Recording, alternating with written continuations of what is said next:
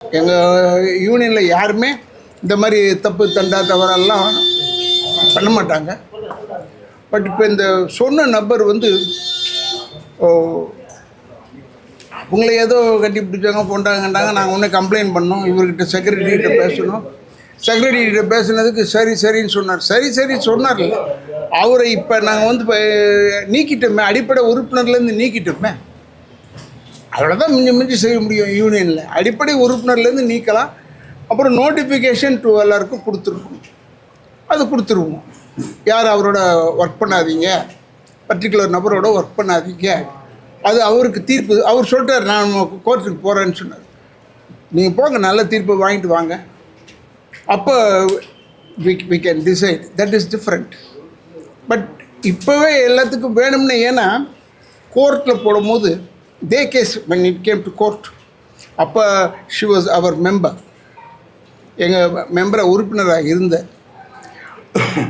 அப்போ பேசும்போது என்னை பற்றி கேள்வியே இல்லை. நான் மேடையில் உட்காந்துருந்தவன்.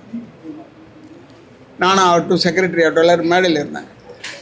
படம் எடுத்தது நல்லதாக போச்சு. அப்போ இவங்களை பக்கம் பேசவே இல்லை. நாங்கள் யாருமே பேசுனவங்க கூட இப்போ கோபால் சில பேரை சொல்லியிருக்காங்க பாருங்கள், அவங்களாம் யாருமே பேசலை இவங்ககிட்ட. வேறு பேசுனது பூரா வேற ஆள்கிட்ட பேசினாங்க. அதுக்கப்புறமா அது முடிஞ்சு போச்சு, அது போயாச்சு. அப்புறமா அவங்க என்னை அடிச்சுட்டாங்க, கொண்டுட்டாங்கன்னு சொன்னாங்க. அப்புறம் படம் பார்க்கவும் சொன்னாங்க. போலீஸ் சைட்லேருந்து படத்தை கொடுத்தோம். படத்தை போட்டு பாருங்கள். படம் போட்டு பார்த்ததில் ஃபேக்ட்ஸே இல்லை, இவங்க சொன்னதுக்கும் மிஸ்டேக் ஆஃப் ஃபேக்ட்ஸ்ன்னு சொல்லி கோர்ட்டில் கொடுத்தாங்க. போலீஸ் சைட்லேருந்தே கொடுத்தாங்க.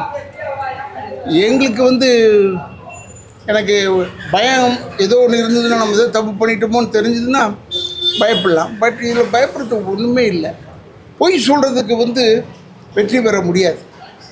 உண்மை எப்பயுமே கொஞ்சம் அமைதியாக இருக்கான வெற்றி வரும். அதனால சொல்கிறேன்.